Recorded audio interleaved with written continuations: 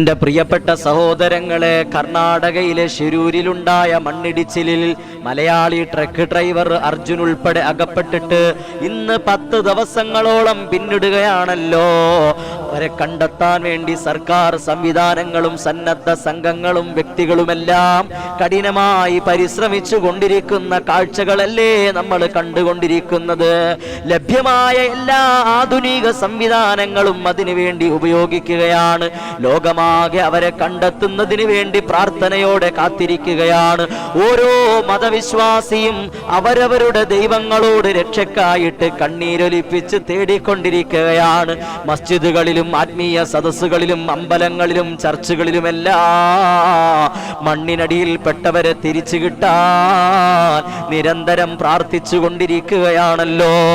ഓരോ ദിവസവും അർജുനെ കിട്ടിയോ എന്നറിയാ പലതവണ വാർത്തകൾ കേൾക്കുകയും സോഷ്യൽ മീഡിയയിൽ അന്വേഷണം നടത്തുകയും ചെയ്യുന്നവരാണ് നാം ഓരോരുത്തരും.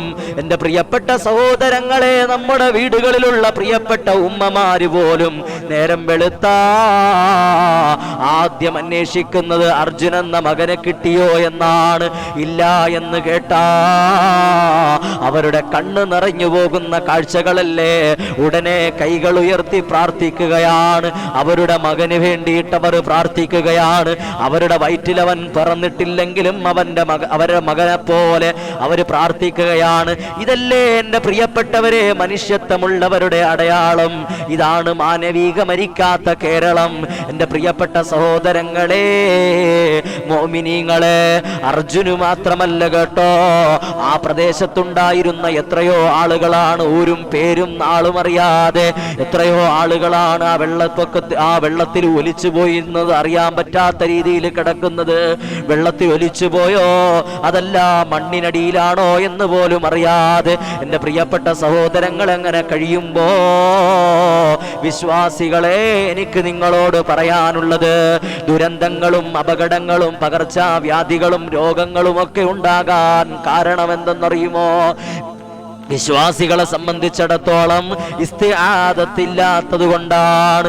അഊദു ബില്ലാഹി മിനശ് ശൈത്വാനിർ റജീം. ബിസ്മില്ലാഹിർ റഹ്മാനിർ റഹീം. രാവിലെ എഴുന്നേറ്റതു മുതൽ ഏത് കാര്യം ചെയ്യാൻ തുടങ്ങുമ്പോഴും ഇസ്തിആദത്ത് നിങ്ങൾ മുടക്കരുതേ. ബിസ്മില്ല പറയാൻ നിങ്ങൾ മുടക്കരുതേ.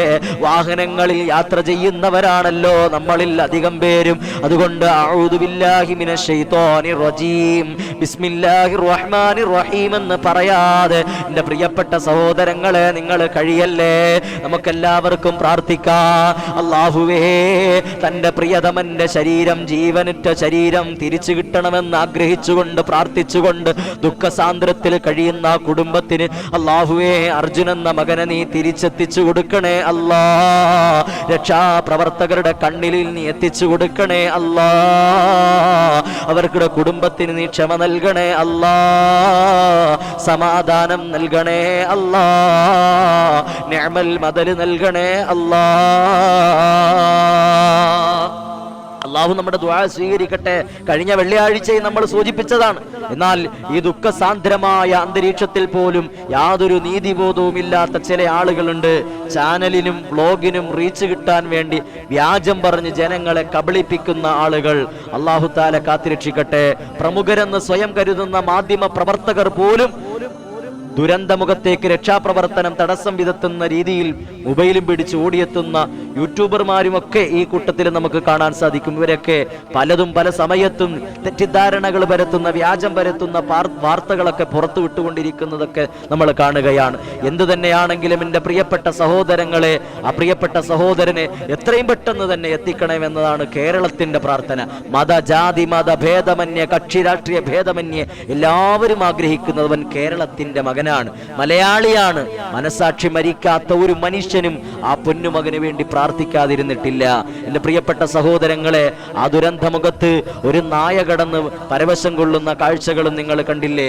ഓരോ ദിവസവും ഓരോ മണിക്കൂറും ഇങ്ങനെ വാർത്തകൾ കണ്ടുകൊണ്ടിരിക്കുന്ന നമ്മളെ സംബന്ധിച്ചിടത്തോളം നമ്മുടെ കണ്ണിൽ ഉടക്കിപ്പോയ ഒരു നായ, തൻ്റെ ആരോ കൂടപ്പറപ്പാണോ, തനിക്ക് ഭക്ഷണം തന്ന യജമാനനാണോ, ആരാണെന്നറിയാതെ ആ നായ, ആ തൻ്റെ ഉടമസ്ഥൻ തിരിച്ചു വരുമെന്ന പ്രതീക്ഷയിൽ കാത്തിരിക്കുന്ന വലിയ കാഴ്ചകൾ വരെ നമ്മൾ കണ്ടുകൊണ്ടിരിക്കുകയാണ്. പ്രിയപ്പെട്ട സഹോദരങ്ങൾ, അള്ളാഹുവിൻ്റെ സഹായം എത്തിക്കട്ടെ.